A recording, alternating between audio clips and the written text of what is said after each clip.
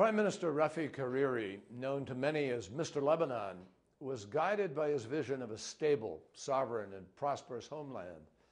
And for years, he gave hope to Lebanon's youth through scholarship programs that helped to educate generations, even during his country's darkest days. He stood for peaceful change and the resolution of differences through conversations, not carnage. He spent his life working to make Lebanon more democratic, more free, more prosperous, and more secure for all of its people. 10 years ago today, he was assassinated because some feared he might succeed. Still today, justice for that crime has not been served, and the United States stands with the Lebanese people and the international community in supporting the Special Tribunal for Lebanon and demanding that the murderers of Rafik Hariri be held accountable.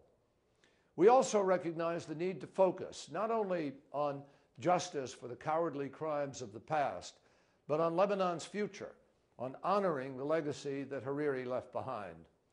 On behalf of President Barack Obama, I can tell you that America's commitment to Lebanon remains as strong as ever.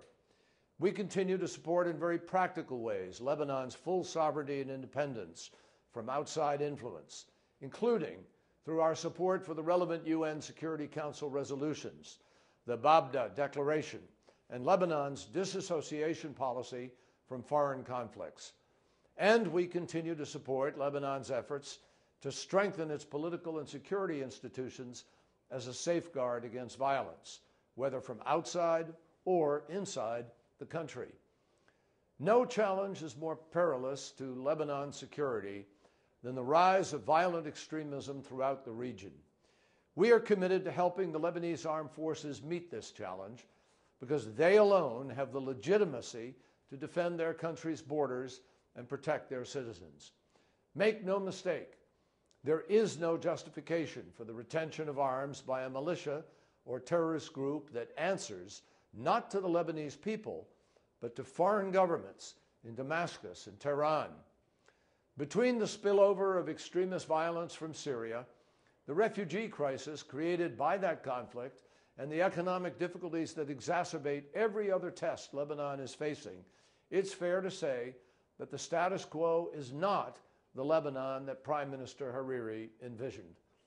And while finally moving forward with the election of a Lebanese president will not fully resolve these challenges, it will be an essential step in the right direction.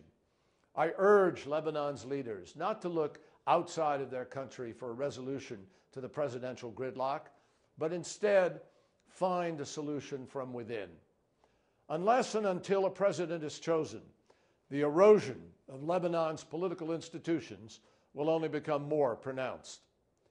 As Lebanon seeks to fulfill its potential, as it seeks to continue Hariri's work toward a better future, the United States will stand right by its side. We will continue to work with political leaders, activists, scholars, and public servants throughout the country who share Hariri's vision for a sovereign, secure, and prosperous Lebanon.